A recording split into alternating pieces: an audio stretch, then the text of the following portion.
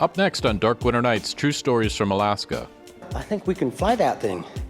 And Ken says, yeah, you should be able to. I said, really, you think so? He said, yeah. And he said the smartest thing I ever heard anybody say, well, who do you think taught the first people to fly? Richard Dickman and his brother learn how to fly while flying, and Ryan learns how background checks are done up here in Alaska. They ask, have you ever seen anything suspicious over at their house? Or have you ever seen, a lot of cars coming and going? Have you ever heard him talk about overthrowing the United States government? Lessons learned. Up next on Dark Winter Nights, True Stories from Alaska. I'm Rob Prince.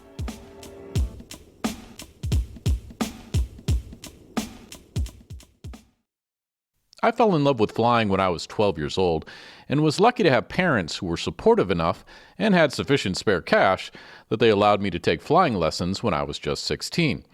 I had my first solo lesson after about 7 hours of flight instruction and a whole semester worth of ground school, and it was still a pretty terrible first solo. The takeoff was fine. That's the easy part because airplanes don't need a lot of encouragement to fly. It was the landing, however, that was pretty embarrassing. It wasn't my fault. The airplane was having so much fun that it didn't want to land. It literally took 3 tries before that Piper Tomahawk would agree to touch down. For those non-pilots out there, you can kind of imagine the difference between taking off and landing an airplane this way. Which is easier, pulling a dart out of the bullseye of a dartboard or throwing it into it? That's the difference between taking off and landing an airplane. Knowing how hard it is to land an airplane, even after hours of instruction, is what made our next story so incredible to me. I honestly still can't believe these guys survived their absolutely insane first flight, but somehow they did, and I'm so grateful one of them, Richard Dickman, was willing to share this story with us at our March 2023 live event in Fairbanks. Here's Richard. I kind of grew up in the Two Rivers community out at 20 Mile Teen Hot Springs Road. And I was working for High Pass Observatory out there. And one day my uncle, Larry, he's a pilot, has a couple planes, called me up, said, hey, this friend of mine won a plane from the Flying Lions, and he already has 2 or 3 planes. He doesn't need it. He said he'd sell it for $5,000. You want a plane? I said, yeah, I'll take a plane. So I called my brother, Dan, and said, hey, I'm buying this plane from my uncle, and if you help me keep it running and maintenance it, we can both get our license in it. And he says, yeah, that sounds good. See, Larry had taken us both for a ride flying, fishing one time, and kind of got us interested in it when we were younger. It's the only time we'd ever actually been in a small plane. So we coaxed Larry into bringing it out to the High Pass runway, and we had a runway out there. It wasn't a good one, but we had a runway, and he didn't have any problem. He landed the plane on the runway, and we picked a place to tie it down. And the plan was Dan and I would meet up there on the weekends when I wasn't working, and we'd clean it up, get it ready, and then get lined up with an instructor, and then we'd start taking lessons. And Dan lived in a different place, so we'd just meet there like on Saturday, and we start cleaning it up, and the first thing we found was a manual just like this one. And I dug it out, and he'd take it home one night, I'd take it home one night, and we read this manual. It's only 40 pages, so it's not like there's a lot. And the manual also has changing the oil, weight and balance, has all the other stuff, but it has a few pages of not learning, but how the plane worked. And if think about it, this was 35 years ago. There was no Google. This is all we had. And we didn't have any friends other than my uncle, and we couldn't be asking him how to learn to fly. So we start playing with the plane, and we got bored with cleaning it pretty quickly. And pretty soon we decided to drive it around like a go-kart. This is a Piper Tri-Pacer. It's a 4-place, has 2 front seats, but it only has 1 door. The door would be on the passenger side like a car. And so I was smaller than Dan, and so I would jump across, get in the other seat, and then he'd get in that seat. And there was 2 steering wheels, 2 sets of foot controls, and between the steering wheels was the throttle and the brake, which was mostly what you needed. And the steering wheels were tied together, and that's a good idea most of the time, because if one of you got in trouble, then the other one could take over.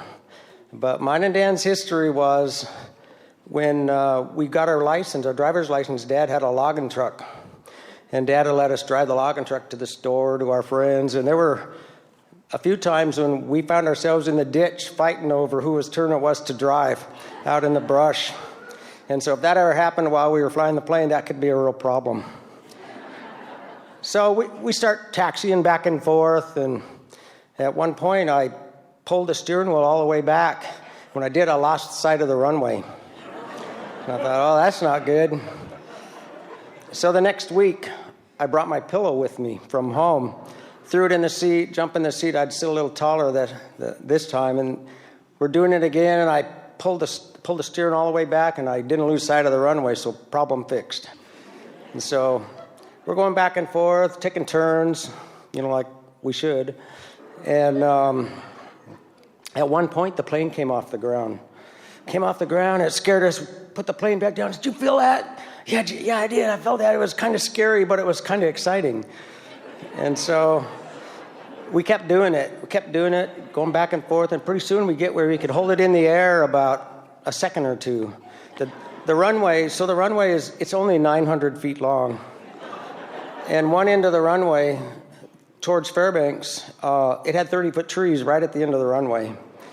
And going towards Chena Hot Springs, it was marsh and brush, and 400 feet out, there were 50-foot trees. And this thing was, when I first started there, this was just a road. And on the north side of the road, high voltage power came in, and every 400 feet, there'd be a 3-foot box on post, a steel box. Power come in, power go out, 400 feet up, another box. And this box was only like 2 to 3 feet from the edge of the gravel. And then behind the box was all trees. So we widened this runway to the south 30 feet, but for some reason we never graveled the dirt, so it was just silt. And over the years, people driving in it when it was wet, it was just nasty ruts. So if you wanted to be as a pilot, if you wanted to fly on this runway, you had to keep your tires on the road, and that put your wingtip right next to these boxes. Right next to the boxes, and if you went past the box, you're in the trees. So we go through the manual. The wingspan on the plane's 30 feet long, so our wingtip is right there. So we're getting good. We're getting good at picking it up, dropping it, and we finally learned if you take the plane all the way to the end, turn around, if you hold the brake, you push it, give it full throttle, and then once the engine's up to speed, you let off the brake, you could get about 4 seconds in the air. It don't seem like much, but it was enough to get the hang of the steering wheel going forward and back and making the plane. You're only about 2 feet off the ground, so. But you didn't dare even try to turn. You'd hit everything. So we got good. We got confident. We got pretty confident, and I told Dan, I think we can fly this thing. And he said, I think we can. So we left. When we left that day, on our way out, so this is a university site, and we had a bunkhouse, and there was a caretaker staying in the bunkhouse from out of state. And when Dan pulled out first, Ken was standing on the steps of the bunkhouse. And he watched Dan pull out, so I pulled over to tell him, hey, it's just Dan and I, we're dinking with the plane, and there's nobody else on site, I'll have to get on my way out. He said, all right. And then I started to tell him, we've been taking off with the plane and flying it a little bit. I think we can fly that thing. And Ken says, yeah, you should be able to. I said, really, you think so? He said, yeah. And he said the smartest thing I ever heard anybody say, well, who do you think taught the first people to fly? And I thought about that. All week long, I thought about that. And I was thinking, well, the Wright brothers, they didn't have an instructor. They didn't even have a manual. And we had a manual. So I thought if the Wright brothers could do it, so could the Dickman brothers do it. So we get down there that next Saturday, and it's a nice day. We came in the gate, and this time I closed the gate, locked the gate. because we don't want anybody coming in here like an idiot and making us crash. We want this to be safe. So we got in the plane and we zipped back and forth a couple times, lifted up, make sure we remembered everything from last week, and we were as good as we were a week ago.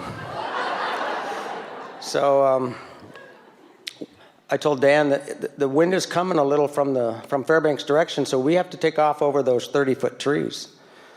And we know this because it says it in the manual. So we went down to the inn facing Chino Hot Springs, turned around, and we stopped, and we're thinking about it, probably trying to get our nerves up. And actually, this happened 35 years ago. And the statute of limitations should be up on this, but if you work for FAA and you don't think it is, this would be a good time for you to leave.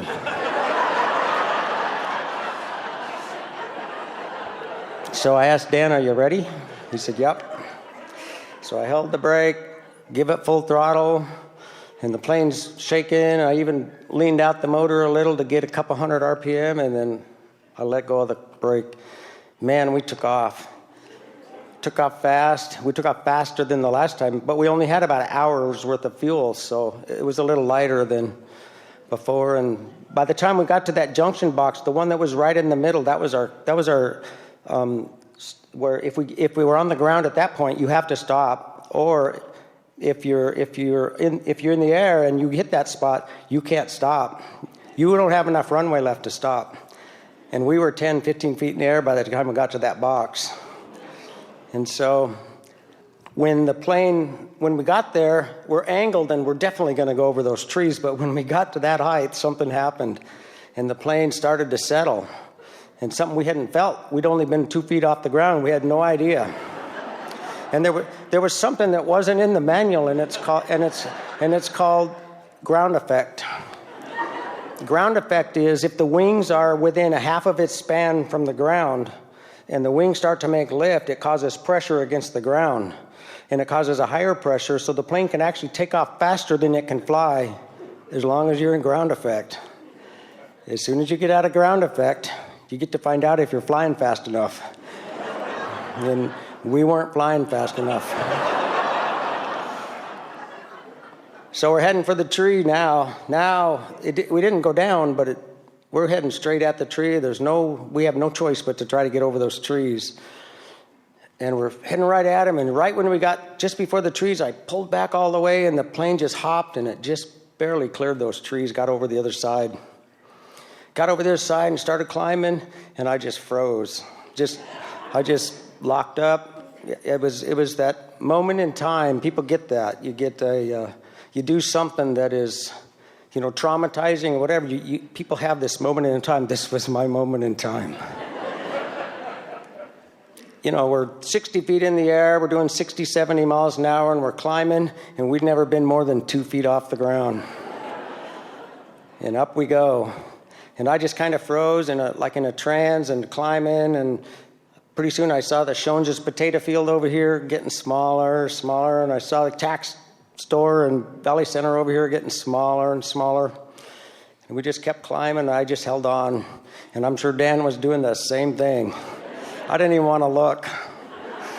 And I kept climbing, and then finally I realized, oh my God, we are way in the air. And I kind of snapped out of it, and I thought, we gotta stop climbing. We figured we were about 1,000 feet up. And so based on back at the runway, I pushed the wheel over forward because that's what makes it stop climbing or going down. I dropped the nose, and the speed went 90, 100, 110, 120, and the tack started getting close to red line, so I backed the tack off. And I noticed the climb indicator starting to get to zero, and they're starting to get a hold of it, starting to get more comfortable. But we're heading right to Fairbanks. We're heading right to Fairbanks International. And I told Dan, man, we don't want to cross Fairbanks International. That's going to be a real problem. So we got turned. We'll be back with more of Richard Dickman's story in just a moment. This is Dark Winter Nights, True Stories from Alaska, the Lessons Learned episode. I'm Rob Prince.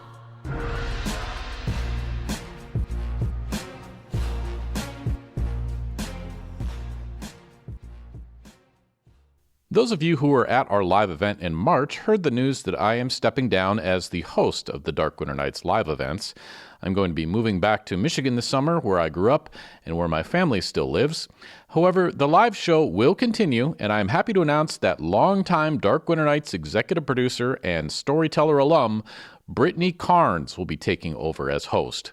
You're going to love her as host because she's way less annoying than I am. I will continue to host the radio show and podcast, however, because, as they say, I've got a face for radio. So it's a time of exciting transition for Dark Winter Nights, and I'm so glad that Brittany has stepped up to take my place on stage. If you'd like to see her hosting debut, our next live event will be Saturday, November 18 at 7 o'clock p.m. in Herring Auditorium. You can get more information and subscribe to our newsletter for updates at darkwinternights.com. When we left Richard's story, he and his brother were on their way towards Fairbanks International Airport in an airplane that they didn't know how to fly. Here's Richard. Back at the runway, the steering wheel didn't do anything on the ground. All it did was, the only thing that turned it was the pedals. So I same as the runway, I gave it right pedal. The plane slid to the right, threw me against the wall. It threw Dan against me, and I'm like, what? So I let off, and I immediately pushed it to the left, and it threw Dan against the door, and it threw me against Dan. And I'm like, crap, now what? And I go, wait a minute. It's time to use the steering wheel. So without thinking, I just turned the steering wheel, and the plane is flying, and then it just started tipping. It didn't go anywhere. It just started tipping, and we took a dive. And I'm like, oh, shit. I pulled it, get it back up flat, finally got it back up flat, and I go, now what do we do? So Dan grabs the manual. He starts reading in the manual, and in the manual, it has this thing called coordinated turn. And I'm thinking, what's a coordinated turn? I go, oh, I know. I got to do both those things at the same time. So I pushed the right pedal, and I turned the steering wheel, and when I did, sure enough, it started to turn, and then down we went. It went down, and pulled it back up, got it back up straight, got it back into control. I'm like, now what? And we're thinking, I go, wait a minute. Back there, when you pull forward and back, that's what makes it stop from dropping or climbing. I'll bet I got to do all three of those things. So this time I pushed the pedal, turned the wheel, and when it started to drop, I pulled back a little. And when I did, right around the corner we went. Turn around, now we're heading back. Got it flying level, going back towards High Pass. And we started calming down, stopped shaking, started feeling it, getting the hang of how the thing works. It's really not the right time to be learning that. So we started getting comfortable and start looking around, and everything looked different. We have no idea where we are. And so we're coming back, we're right over the highway, and we start recognizing some roofs that been there for a long time. So we knew where houses were, but never seen them from the top. And so then we saw the stores. When you saw the stores, we knew High Pass has to be about 2 o'clock. So we start looking for High Pass, and we ain't finding it. It's not there. We're looking, and finally we spot it. Oh my God, it was about that big. It looked like 3 postage stamps in a line. Like, there's no way we're gonna land on that. Oh, we didn't have a choice, so we kept going, went past High Pass just a little bit, starting getting the hang of the coordinated turn. When we turned back around, we were south of High Pass, and I realized, we got to get away from there in 2 directions. We got to get away from the runway so that we can get lined up with it, plus have enough room to descend. So we went back to the north. We went across the highway, and then we went 2 miles towards Chino Hot Springs. And then once we got up there, we turned back, and then I just placed ourselves where we were. I knew it was about this far from the highway to the runway. I just put us there. and we couldn't see it. It was too far away. So then I slowed the motor down so we could get about 100 miles an hour, and we start descending. And we're just watching, looking for the runway, and finally we see it. It's a little, we're not quite lined up, but we're close. And we get closer, I realize, oh yeah, we're probably still 500 feet in the air. We're way too high. And I told Dan, all right, let's just go around again, and then we'll do the same thing. So we went back, turned, come back, got the same distance. This time I slowed it down to 90. And so we're coming in, and, starting to, really getting the hang of learning how to fly here. And as we got closer, and we finally spotted the runway, we were right in line, and we're also about the right height because we're going right at the end of the runway. And we're getting closer, and we're still up maybe a couple 100 feet probably when we go over those 50-foot trees. But we're doing 90 miles an hour, and when you're in the air, 90 miles an hour don't seem too fast, but when you get down close to a tree, 90 miles an hour is pretty fast. So we come past those trees, and it was like, holy crap, we're really moving. And then as we got closer to the trees and closer to the runway, it started getting intimidating. So I told Dan, we're lined up, we're in a good spot, let's just go around one more time, then I think we got this. So I guess I reverted back to the logging truck. Well, the logging truck had a throttle as well. But the logging truck, when you pulled out on the throttle, the engine, you were giving it power. And the airplane is exactly opposite. I grabbed the throttle and I pulled it out. And when I did, the engine went right to an idle. And all of a sudden, we just started diving. Like, oh, crap. And I pushed the throttle back in, but we were already going down. And when I did, I pulled on the wheel, pushed the throttle in, and the engine started to catch it. And right when it caught it, the wheels hit the runway, and I pulled the brakes and stopped the motor. Like, oh my God, we landed it.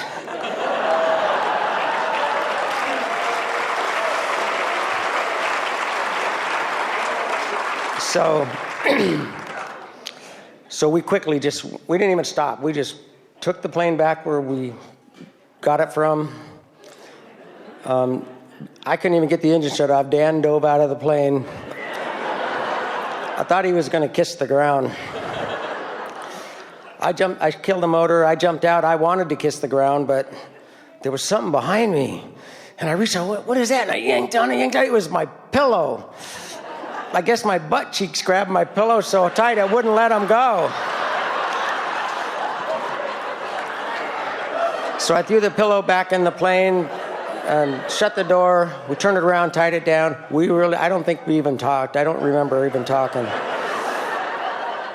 We got in our cars and we left. I got home and my wife, Sophia, I'd calmed down. I got home. My wife, Sophia, when I came in the door, she said, so, did you get anything done on the plane? I said, no, it's clean. It's in good shape. We just decided to take it for a spin. And she laughs. Yeah, right. And I walked past her and I went, oh my God, she didn't even believe me. But that didn't last too long because our friends Parley and Eldon Thompson came over about 2-3 hours later. And we're sitting there having coffee at the table, and out of the blue, Eldon said, was that your plane I saw fly over the house earlier? And my wife looks at me and she goes, huh? Boy, did I get in trouble. A few days later, my Uncle Larry heard what he had done. Boy, was he mad. Rightfully so, because he probably would have felt a little guilty if something would have happened. So we got lessons. Chris Catalone here in Fairbanks taught us how to fly. And about halfway through that, Chris looks at me and says, I heard what you did. I said, what are you talking about? He said, you know what I'm talking about. You took that plane in the air. And at least he didn't holler at me. That was good. So I want to help anybody that wants to learn how to fly. I can tell you exactly how to do it. You get you a plane, you get you a manual for the plane, and you read that manual. And you want to remember everything, because the wrong time to be reading the manual is when you're in the air. And once you're ready, you go find you an instructor, because if you don't do something so stupid as I did back then, that's the stupidest thing I ever done. You need to go pay somebody a bunch of money and learn to fly the right way. Thank you. Richard Dickman. He shared that story at our March 2023 live event in Fairbanks. This is Dark Winter Nights, True Stories from Alaska, the Lessons Learned episode.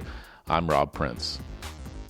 In case you haven't figured it out yet, Alaska is not like much of the rest of the United States. Being so far from everybody else has given us a bit of a sense of being all on our own up here. And let's just say that skepticism of the federal government is not a super rare thing up here either. That's a lesson our next storyteller, Ryan, learned shortly after he moved up here, when he had to go through a rather intrusive background check for his job with the government. He shared this very short but also very Alaskan story at our March 2023 live event in Fairbanks. My wife and I moved here around 2019, so a little over 4 years ago.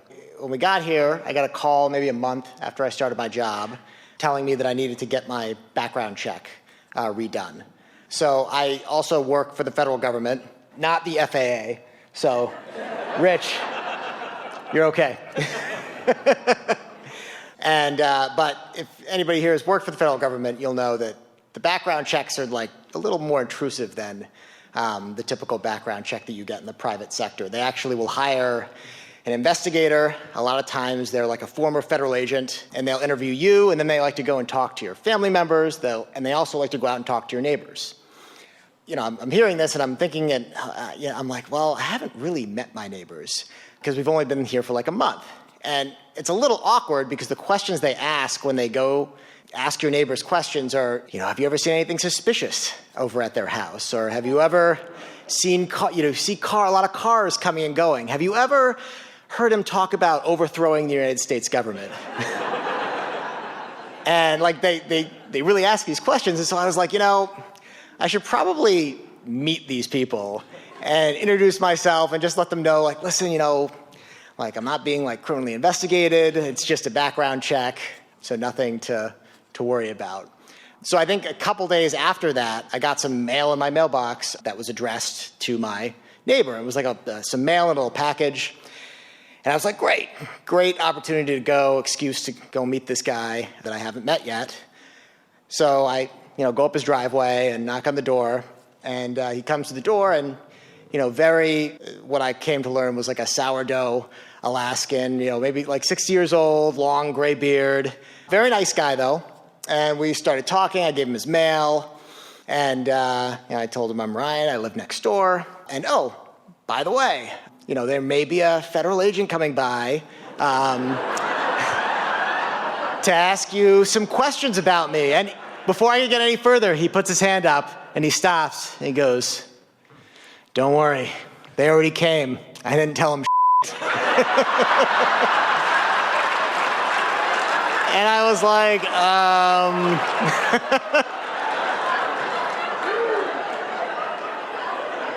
And then he kind of winked at me and closed the door. So that's my story.